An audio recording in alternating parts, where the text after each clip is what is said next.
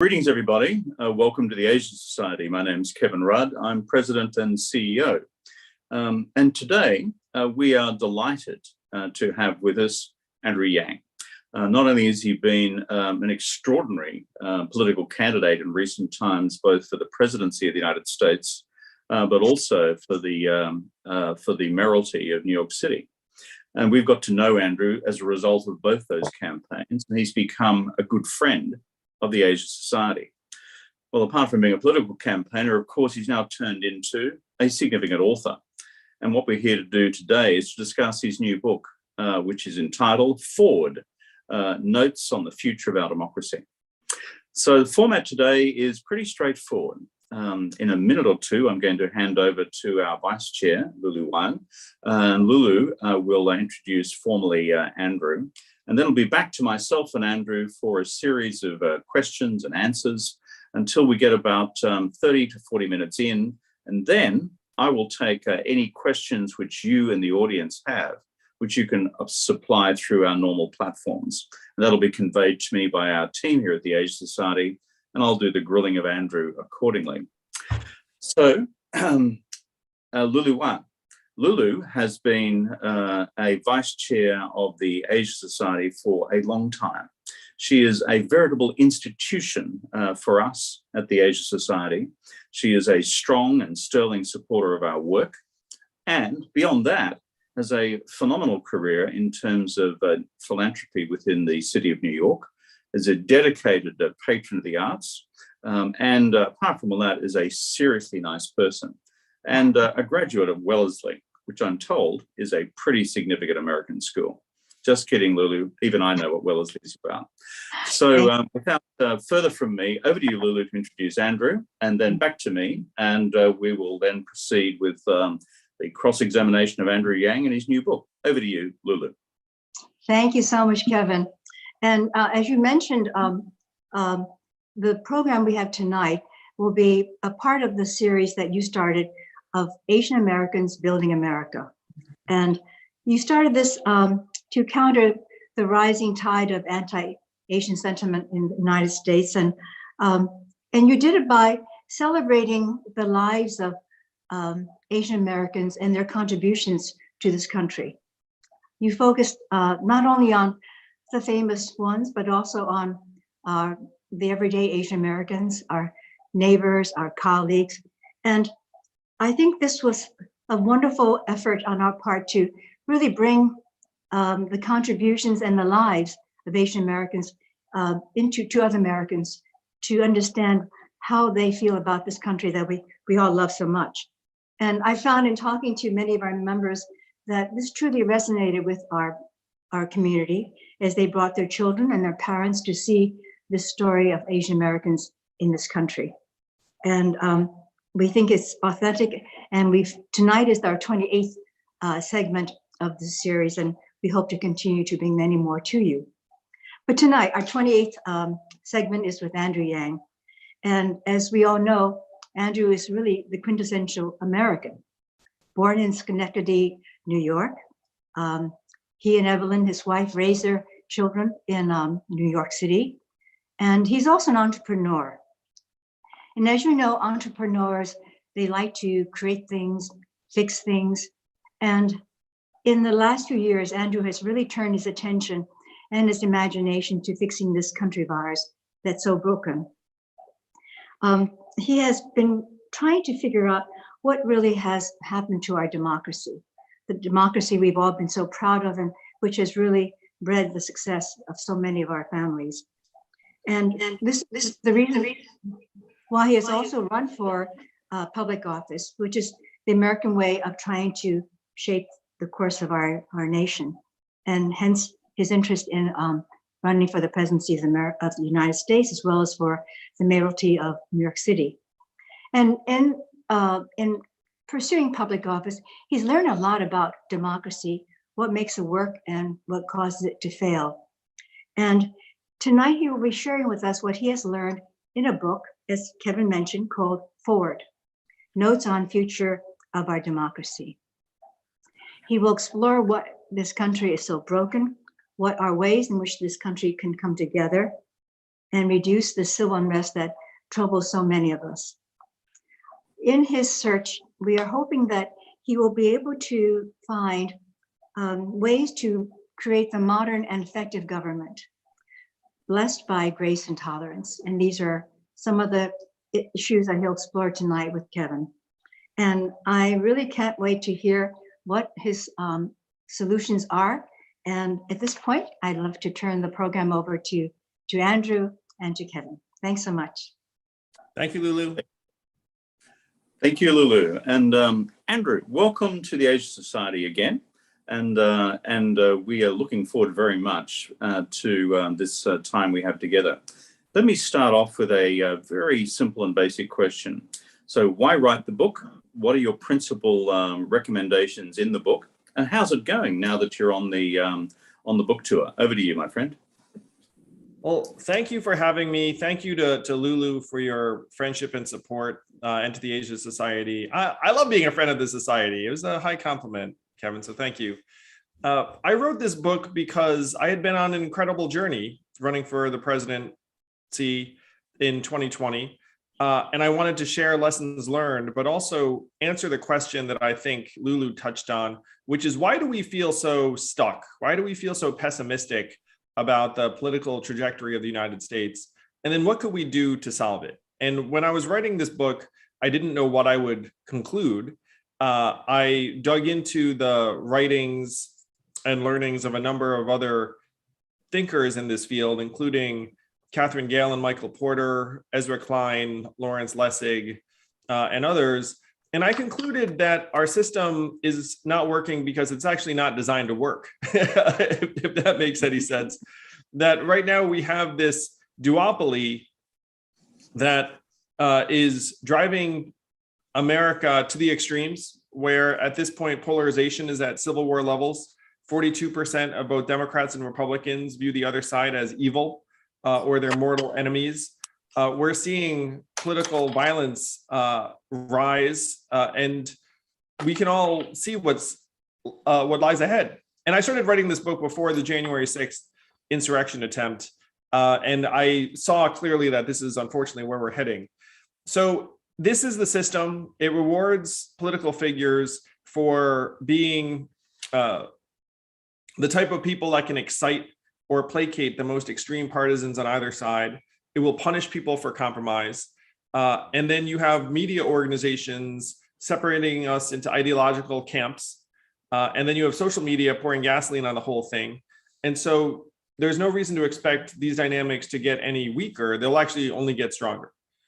So in that version of reality, which is American politics today, what should we do? What can we do? And what I realized was that the problem is in this duopoly that, by the way, is not actually carved into America's founding documents. The founding fathers detested partisanship. George Washington warned against it in his farewell address. John Adams called two parties an evil upon the Republic in 1780. And so the presumption that this duopoly is appropriate actually is what we have to kind of debunk. Because if you look around the world, and I know the Asia Society tends to be somewhat internationalist and bent, other developed democracies have 5 parties in the case of the UK, or 7 parties in the case of Germany, or 8 parties in the case of Sweden, all the way up to 17 parties in countries like the Netherlands. And these systems are actually much more in keeping with the principles our founding fathers put forward. They would be shocked and horrified at our current system, in large part because it's uniquely subject to authoritarianism. If you have a 2-party system and one of them succumbs to bad leadership, everyone else's incentives are to fall in line. And that's one reason why we have this feeling that we have. So this was the insight that I'd gained writing my book. And then I've recently been going around the country talking about these learnings and suggesting that we should not expect the system to work any better than it's working right now. It's only going to get worse. And our best path forward is to try and shift to genuine multi-party democracy as quickly as possible. And there is a mechanism to make that happen in real life. Like, it's not just an academic argument. So one state, Alaska, recently transitioned from party primaries to open primaries and ranked choice voting, and that was via ballot initiative. It turns out that all of this is governed at the state level. And if enough Americans were to join a popular movement to change this system, we could do so with ballot initiatives in 24 states. And then in theory, the state legislatures could make this change in other states. But to me, the most direct path forward is a popular movement that fuels ballot initiatives that make the same change they made in Alaska and other states around the country. Well, thank you. That's a elegant and good exposition of the heart of the issue as you've defined it, which is the voting system. I think you're right to point out that the two-party system in the United States is relatively recent in the history of the Republic. It really only becomes consolidated around about the time of the Civil War. And there's nothing in the founding documents, there's nothing in the Constitution which in any way suggests that this should or permanently be the case. In fact, as you just said, the founding fathers, and they were all fathers, indicated quite the reverse. So let's go to the heart of the recommendation, which is the nature of the voting system you recommend. For the benefit of our wider audience, and some of them will be from around the world, explain what we mean by open primaries and explain what we mean by this rank order voting system. I've got a fairly clear idea of both those proposals, but for the politically non-initiated, give us a minute or two on what that would entail and how it would change the dynamics of politics in the United States. Back to you, Andrew. Thank you, Kevin. So right now, the US Congress has an approval rating of about 28% nationwide. Americans are not happy with Congress as a legislative body. But if you look at the re-election rate for individual members of Congress, it's around 92% or 94%. It's a massive mismatch. So then you ask, okay, how can this be if we're so unhappy with our legislators? And the answer is that 83% of the congressional districts in the United States are very blue or very red. So if you get through to the general election as a Democrat or Republican, you win. So the entire dynamic to avoid losing your seat is to avoid getting primaried in your own party. So this is, again, a big reason why you reward polarization, is that if I'm a member of Congress, I just have to avoid getting challenged within the 10 to 20% extreme partisans in either the Democratic Party or the Republican Party. So that's the incentive structure that you have to change by shifting to open primaries. So what open primaries means is that anyone can vote for any candidate, and that would help determine who moves through to the general, where, again, anyone can vote for any candidate. Right now, that is not the case in the vast majority of congressional races in the United States of America, or even my mayoral race, where it was just Democrats voting for the Democratic nominee. And in order to participate in the New York primary, you would need to have registered as a Democrat 4 months in advance of the election. So if someone were to show up even 2 months ahead of time, say, hey, I'd love to support you, it's like, well, too late. So then you have to ask, well, why the heck would you design a system that way? And the answer is just that parties like to try and control the process individually. And in 83% of the districts in the country, the party that has the primary is in control. So shifting to open primaries would immediately make races more competitive, more open. It would loosen the grip of the dominant party on the candidates. And I'm going to suggest that most of us would enjoy this, because it would mean that you'd have to answer to the broad population as opposed to just the most partisan. But the parties don't necessarily like this. Now, if you have a group of people running from different parties, let's say you have 2 Democrats, a Republican, a Libertarian, and a Forwardist running. Right now, there's something called the spoiler effect, where if you run from a third party, then someone says, oh, you're going to mess it up. Or if you have 2 Democrats running against 1 Republican, then the Democrats will cannibalize each other, and the Republican will, quote unquote, unfairly win. So if you were keeping up with the New York race, you know that New York uses something called ranked choice voting. Ranked choice voting is a system that enables voters to express their true preferences for up to 5 candidates. You just rank 1, 2, 3, 4, 5 if you want. You can also just vote for 1 candidate and leave.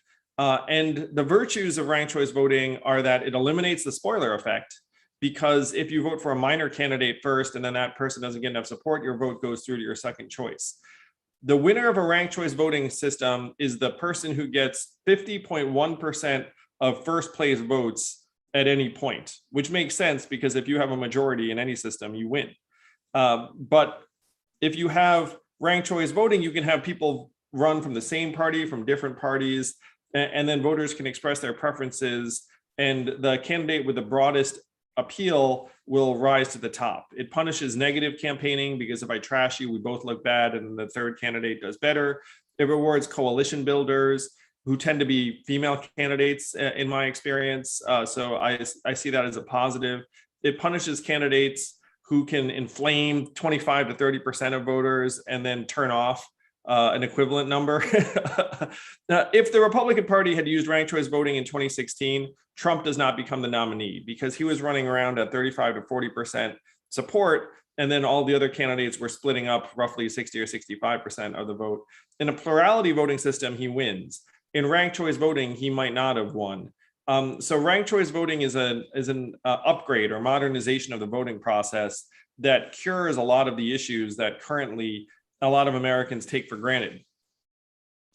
Yeah, so in my country, Australia, we would call a ranked choice voting system the preferential voting system. And we've had it for the last 100 years. In my country, Australia, you're only 100 years ahead of us. Well, we don't have open primaries, and that's a separate debate. And I fully get that one because open primaries creates a dynamic which, as you've correctly identified, causes candidates to move towards the center rather than polarizing them to the extremes, which is part of the cancer afflicting all our democracies. But on the voting system itself, yeah, in this country, we're reasonably happy with the preferential voting system. Been around for about 100 years. And with two twists, I suppose, Andrew, and then we'll go back to the United States. One is we call it compulsory preferential voting. You don't get the option of just putting one. If there are 20 candidates running in a congressional district, you got a number 1 through 20. Otherwise, it doesn't count as a valid vote. And then you do the voting count, as you've just suggested, by starting with the person who received the least number of number 1 votes, and then you work your way back through the system. But here's the added twist in this crazy country, Australia. But we tend to support it here too. Voting is also compulsory. We're one of 2 or 3 countries in the world which make it compulsory. So if you don't vote, we fine you. and if you don't pay your fine, well, we could even put you into jail. But that's probably a bit too far for the United States of America. I would say so. But one thing I want to throw in here, Kevin, too, is that even if you had the exact same legislators in office, with this system, they would be responsible for delivering to 50.1% of the population, which would be a much better incentive structure than having to just placate the most extreme 10 to 20%. So even with the same humans in office, they would become much more reasonable and prone to compromise. Yeah, ranked choice voting, I think, or what we call compulsory preferential voting, its virtue is it causes us to ask the citizenry, if you can't get your absolute number 1 preference, who can you live best with next, and then after that? In other words, we want to cause the citizenry to have to answer this question at the end of the day. Who is the candidate you least want, and the person it may be who you second least want but can live with? And it does, therefore, induce, as it were, more of the politics of compromise. Tell me, that's the theory, that's the exposition.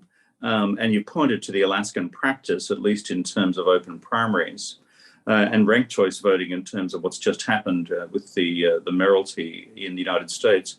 In the real world of politics in America today, given you've just written the book, what are the prospects of actually bringing about the 2 main electoral changes that you're recommending? I'm happy to say Alaska actually adopted both of them, open primaries and ranked choice voting. And I believe that there are going to be ballot initiatives in other states next year in 22. And the prospects of other states joining Alaska are moderately high. The question is how many states? I just talked to an individual in Utah who said that the majority of Utahns actually support this set of reforms right now, before anyone's even made the argument, which is a great thing.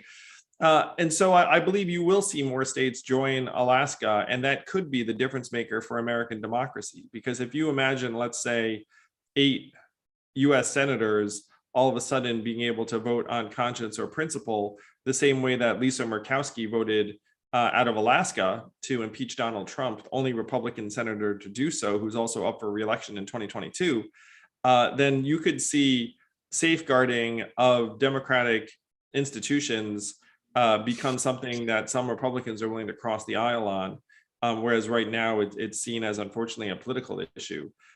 So that's something I'm very encouraged by, but it's going to take a lot of work.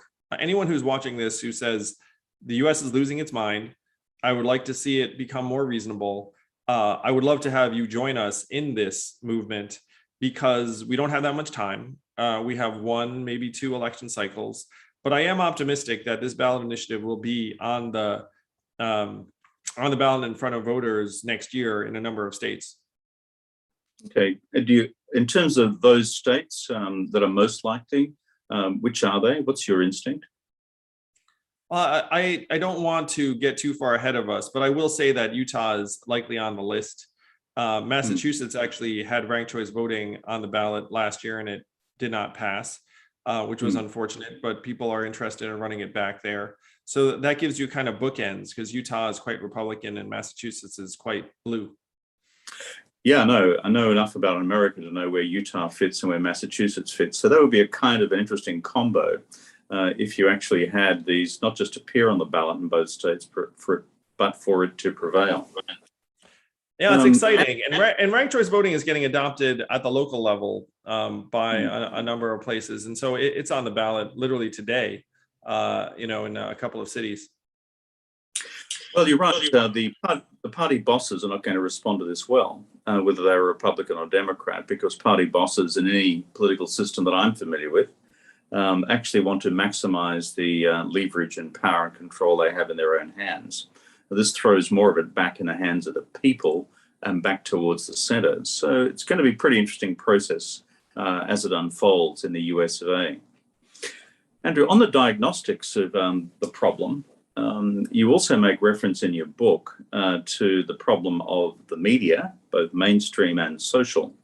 And that is in terms of the dynamics currently at play, causing our democracies to polarize and to polarize acutely and almost to polarize to the extent of mutual hostility and recrimination, whereby the whole notion of a political commons almost disappears.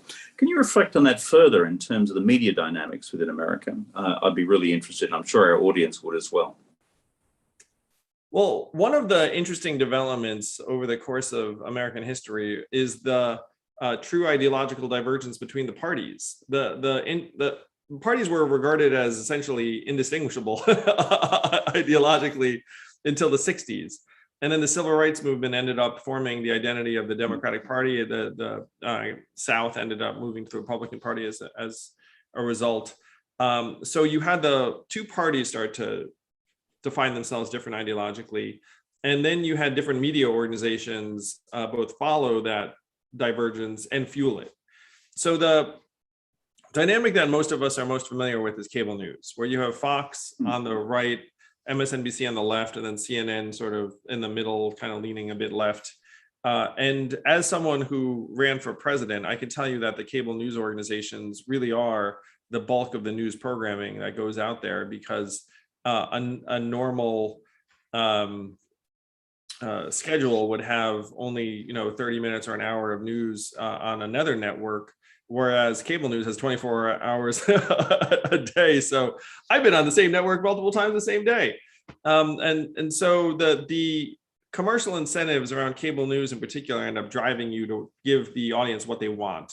And the programmers are self-conscious about this. They'll say, look, we're not news, we're comfort. And so if you have that as your framing, plus all of your ratings and advertising revenue are based around building loyalty, you don't challenge your audience that often. You kind of give them what they want, and then they come back for it again the next night. So that's true really for either the right or the left. that divergence began in earnest during the 80s when the Reagan administration got rid of something called the fairness doctrine, where they said that you have to cover both sides of an issue. They got rid of that in the 80s, and then Fox and MSNBC and the rest of them came up. So that's the news landscape we all deal with. And then social media fuels this to the extreme, where misinformation and negative sentiment spread 6 times more quickly and powerfully than truth or something benign. And so if you're a personality, you quickly catch on to that. And then you become much more argumentative, and you drive some of the polarization in your own audience.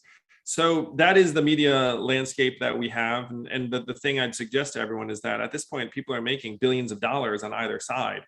And so with that as your incentive structure, it's very, very hard to try and fuel the middle.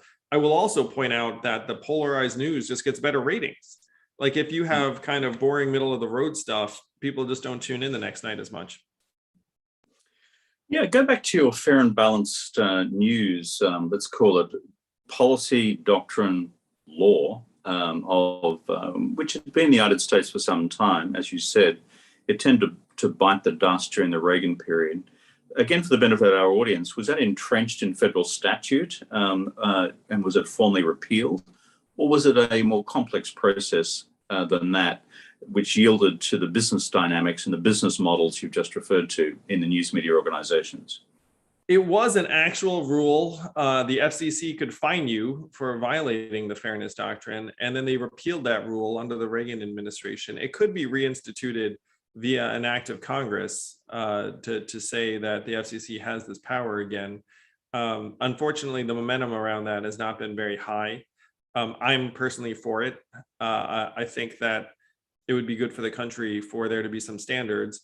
At least one thing you could suggest is maybe some of the stuff shouldn't even be called news, honestly.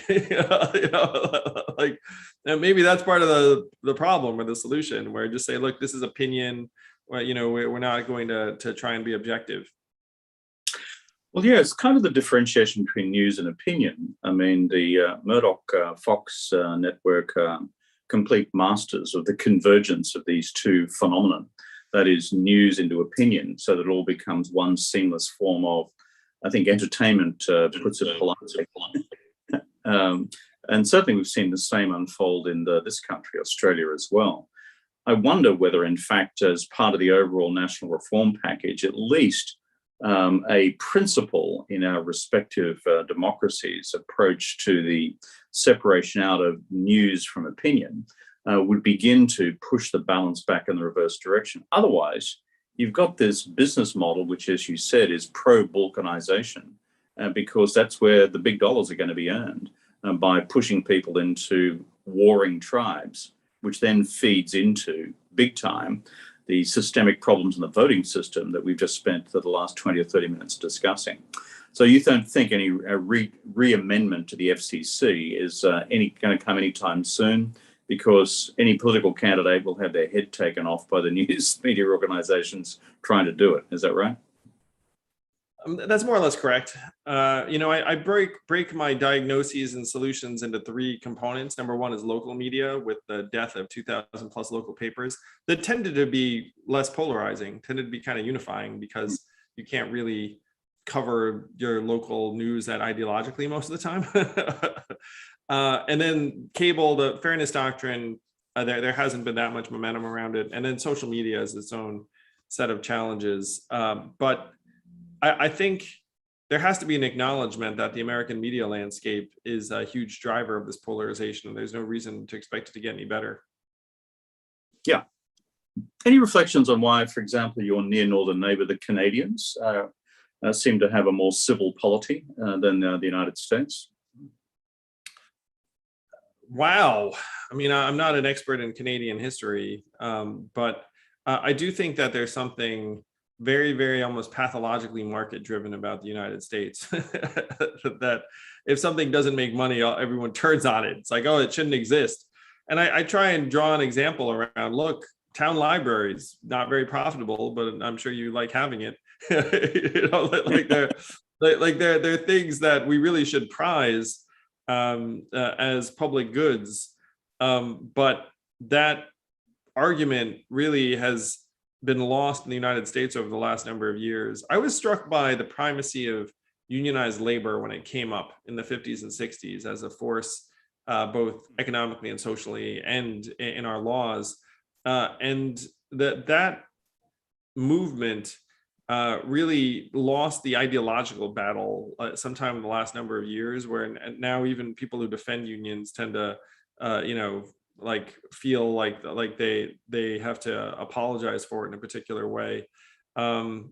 So I think those are some of the differences that come to mind for me about the U.S. system. One of the innovations I propose is trying to shift to a version of human-centered capitalism, which I kind of enjoy because it's trying to take the American market-driven ethos, which I do, participate in and admire, and try and channel it towards the benefit of people and families. Like I feel like that would be the best we can hope for. Yeah, I've always been influenced by that great book of a couple of decades ago, Bowling Alone, which I'm sure you've read as well, which points to the decline of unionism, the decline of, as it were, community churches, the decline of community organizations, which of their nature brought people from somewhat disparate backgrounds together on a regular socializing basis, and thereby at a level of social capital within a country, induced people towards the politics of compromise as opposed to the politics of I hate your guts. So, one thing we could also point out about Canada, I think that they have a more functioning democratic system where, it's more multipolar along the lines of what we're describing. I genuinely think the duopoly is behind a lot of our problems. I'm really starting to suspect that you can trace back a lot of the issues to the two-party system. Let's go back to your idea about, before we go to our audience questions in the next 5 or 7 minutes, on the question of forward, and you referred neatly before to the term Fordist, and that's FORWARDIST, not Fordist as in the Ford Foundation or Henry. So what's your vision for the future of Ford as a movement, a political movement, or dare I say it, a political party? How do you think it's going to track, and what's your hopes for it as a movement? 62% of Americans right now want an alternative to the duopoly, but most people think it's impossible. It's funny. I try and challenge this where I say to folks, look, it's American to be optimistic and innovative, and a lot of people who are entrepreneurs just become very pessimistic when it comes to our politics. Like our politics is not carved in stone, even though, right now it feels to many like it is.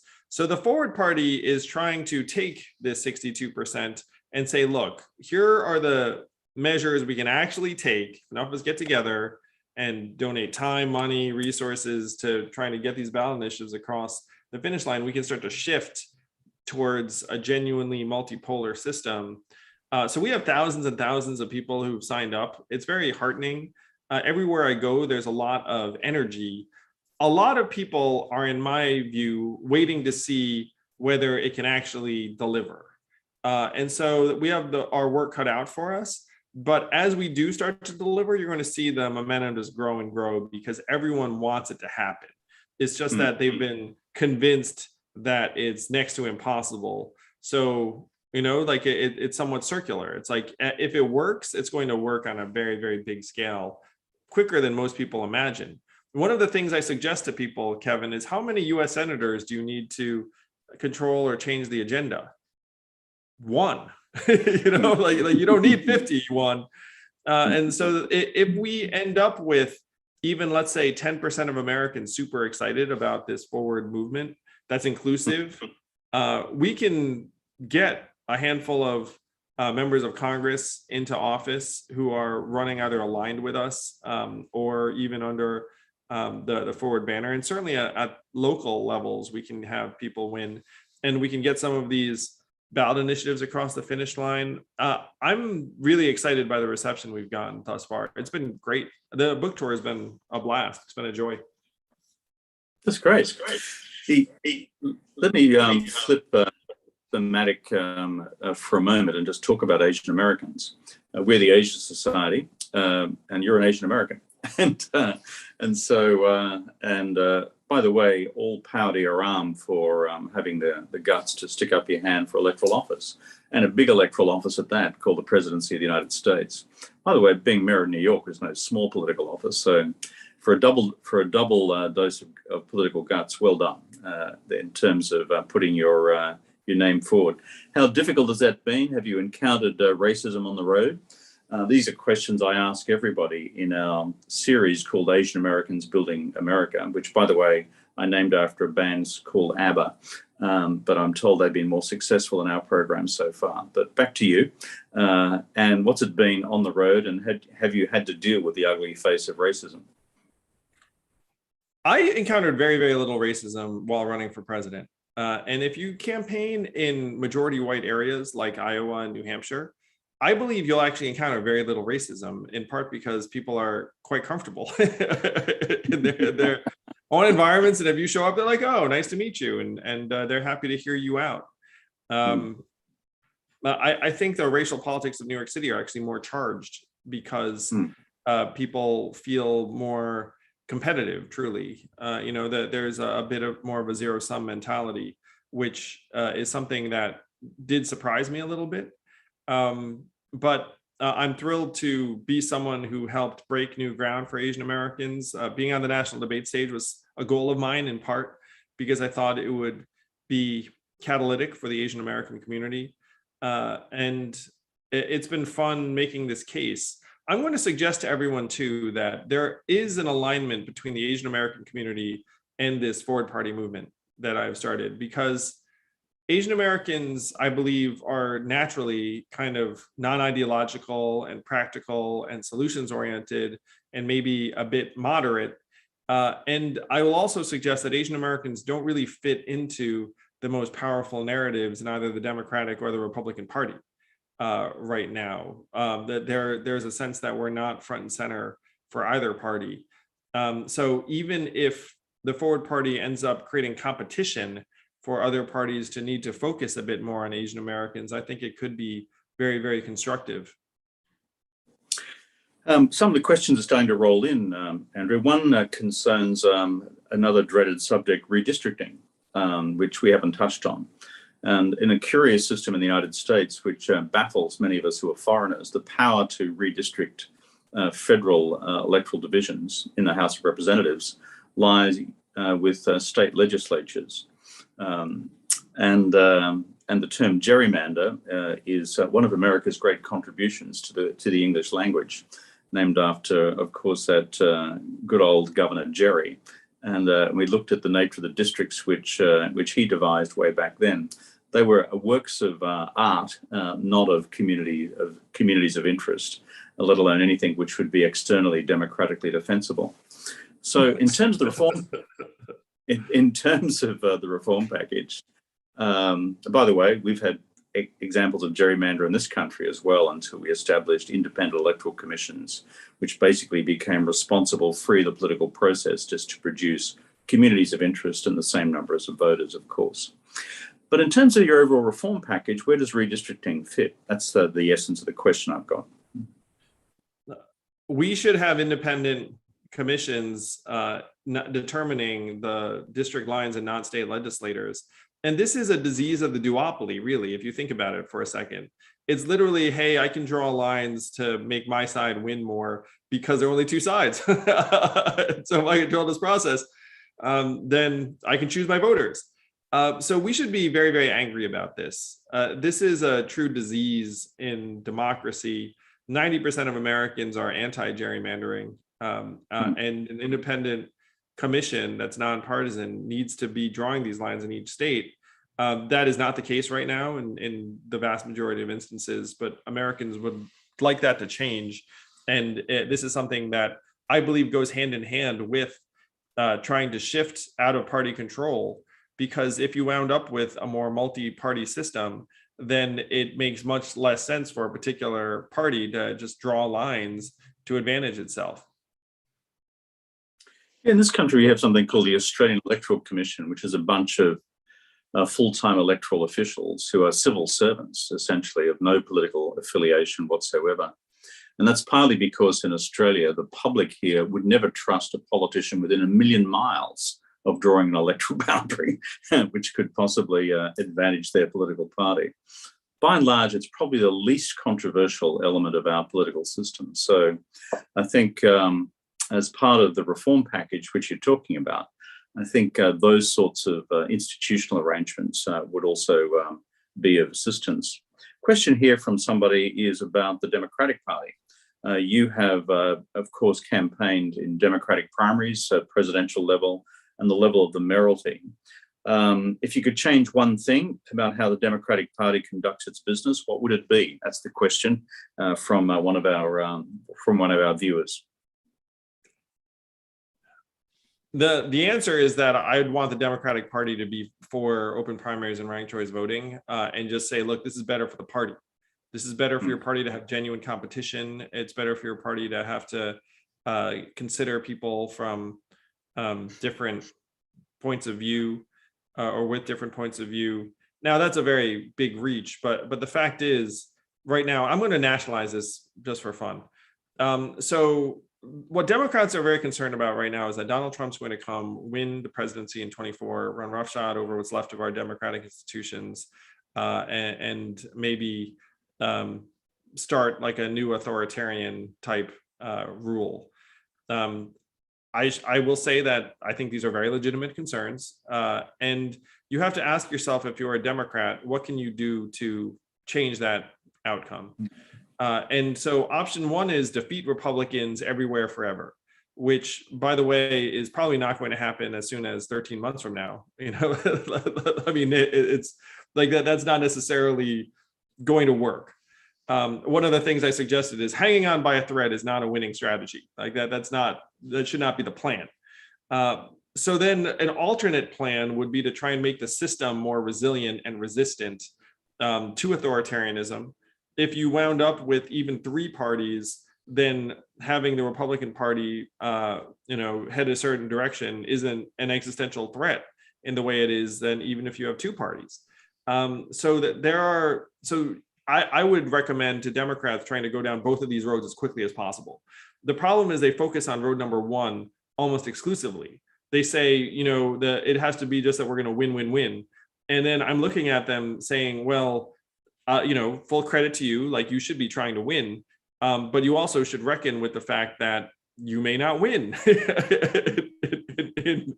And I mean, as we're having this conversation, Democrats are not sure if they're going to win the governor's race in Virginia, a state that they won by 10 points at the presidential level 12 months ago. Like, what the heck changed? So you look at it and say, if your plan is to win, win, win, and then you should again, like, be inspecting, like, why is it that you're not winning to the extent that you want to be? Now, there's some soul searching I would also recommend that Democrats do. And one of the things I say in my book is that Iowa and Ohio were states that Democrats won as recently as the Obama years, and they've both gone Republican +8 or so. These are states I've spent a lot of time in. I spent a lot of time in Iowa and Ohio, and they are winnable if you go in and just say, look, what are your problems? We're here to solve them. We're here to make them better. And you don't present yourself, frankly, as a party of urban coastal elites or solutions, and more things that are relevant to the people in those environments. And if Democrats don't seize on what's going on in Iowa and Ohio that went again from purple to +8 Republican, the exact same things are going to happen in Michigan, Pennsylvania, and Wisconsin as happened in Iowa and Ohio. Yeah, the book, Whatever Happened to Ohio, again, 10 or 20 years ago, began mapping this big political shift from a state which, in my recollection, was voting as much Democrat as it was Republican in its history, and now has swung in one particular direction.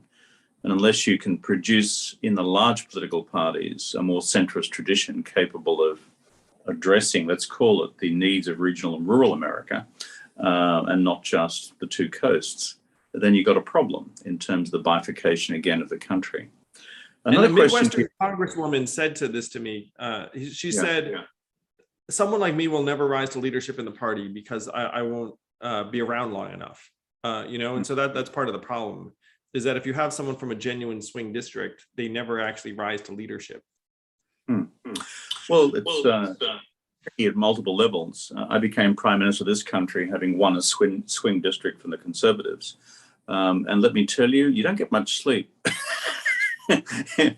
in trying to handle all that at the local level and still prevail nationally. So it takes a fair bit of guts, determination, and courage. Another question which has come in is on campaign finance reform.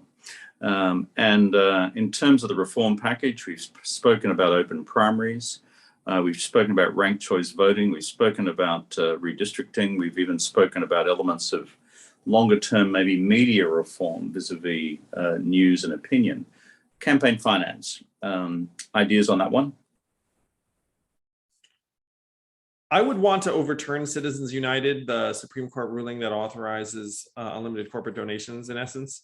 But the argument I make in my book is that money had its sway in politics before that ruling, and you probably can't overcome that ruling because it would require a constitutional amendment.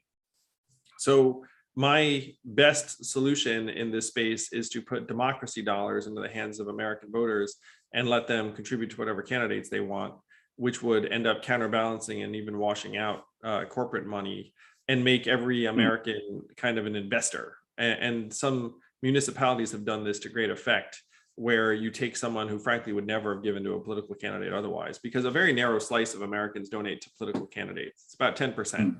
And the other 90% would get interested if they had $100 free. They'd be like, oh, let me look into these candidates. So that to me would be one approach. The fact is that money has taken over American politics to such a degree that it's almost indistinguishable at this point. It's one reason why Americans are getting so angry and upset all the time, is they feel like the fix is in. And the fix is in.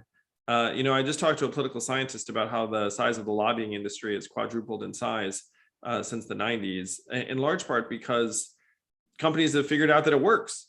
And the majority of legislators, as soon as they're done in office, or their staffers, just turn around and join a lobbyist and get paid 2 to 3 times more money. So you have this really, really well-developed industrial complex that has its tentacles in all of policy. This political scientist, Lee Drutman, by the way, from New America, also said something that fascinated me. He said that at this point, the congressional offices are so thinly resourced that they have to turn to lobbyists for any policy expertise. So that like the only policy solutions on offer are going to be from some industry group, because you don't even have your own resources anymore. It's a pretty dark state of affairs here in the US of A. I shouldn't laugh because it's rough. It's rough. That is rough, but unless you laugh in the political process, you cry too much. So it's important to laugh. I try and be good humored while being clear-eyed about what we're facing. The lobbyists controlling the policy process reminds me of old and tired metaphors about Dracula and blood banks, but I won't go there. So I'm putting Dracula in charge of the blood bank. But again, you have to imagine, like, what the heck would the state of affairs have to be for someone like Donald Trump to get elected in the first place, and then have a good chance of getting reelected? Like that's, you have to reckon with the fact that Americans must be very, very dispirited with what they have and have not been getting out of government. Well, the fear for those of us who are foreigners, of which I'm one, but who frankly love America, and I'm a huge fan of the United States and have been for my adult life, as I'm a deeper admirer, for example, of Chinese culture and civilization. These, in quite different ways, enormous contributors to global civilization. But if the world sees the United States actually vote to re-elect Trump, in terms of an American global Waterloo moment, I've got to say your friends and allies in Europe and in Asia will not just scratch their heads. It'll get worse than that. It'll get a lot worse than that. As we often say in this country, look, all of our democracies are capable of screwing up once. but It's just like these things happen. But in terms of a worldview for the exercise of American power in the world and the complete erosion of, frankly, the GOP's leadership of global free trade, which lies very much at the heart of, frankly, the contest for influence in Asia between China and the United States. This would be an extraordinary step by the US body politic to re-embrace that from the perspective of foreigners, how Americans from the vote. perspective of many Americans, but Kevin, I'm someone who sees it as a probability that Trump is the Republican nominee, and his chances against Joe Biden, if the election were to be run today, would be pretty high. And if the Republicans do take back the House in 22, which they're projected to do, then the Biden administration is going to have very few in the way of legislative victories to talk about in 23, 24. And you might think, well, maybe the Democrats will run someone other than Joe, but they really, in my opinion, will run Joe. Kamala polls 4 or 5 points worse than Joe. And then after Kamala, then you have to go to a competitive primary process, which they're not going to want to do. So if the rest of the world is very concerned about Trump getting reelected, unfortunately, you can see a pretty clear path to that happening.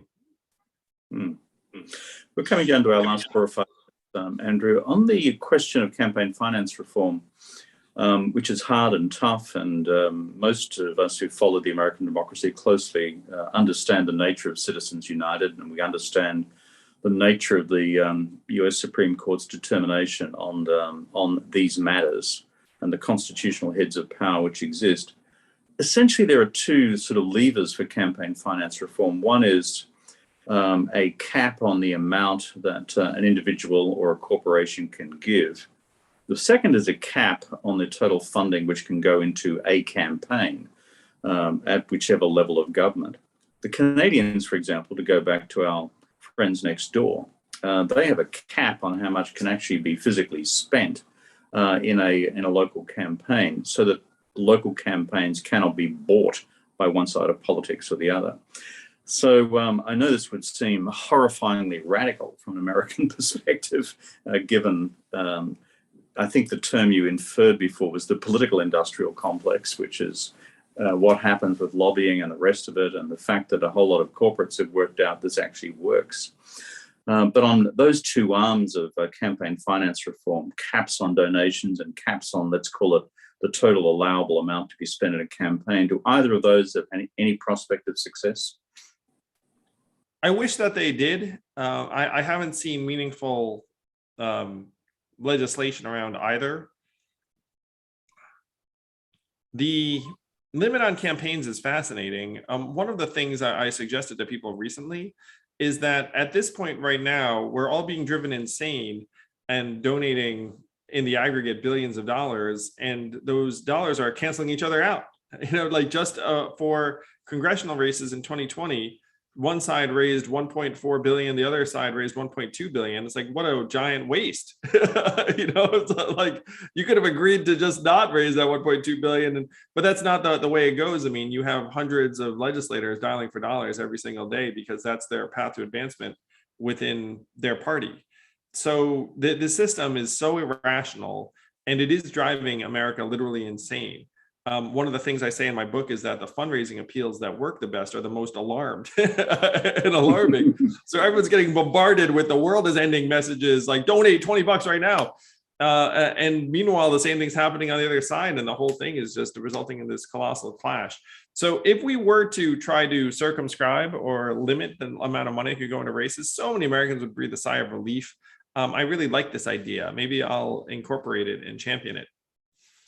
Well, the Canadians, only did this in the last 10 years. And interestingly, it was the Canadian Conservatives who brought it in under the Harper administration. Because, and I've spoken to some of the folks in Canada who brought this in because they just feared where it would all go in terms of their own long-term trajectory. To finish on a note of foreign policy, a last question from the audience that I'll draw from. Your reflections on where the US-China relationship now stands. How's Joe Biden doing? And what can be done better?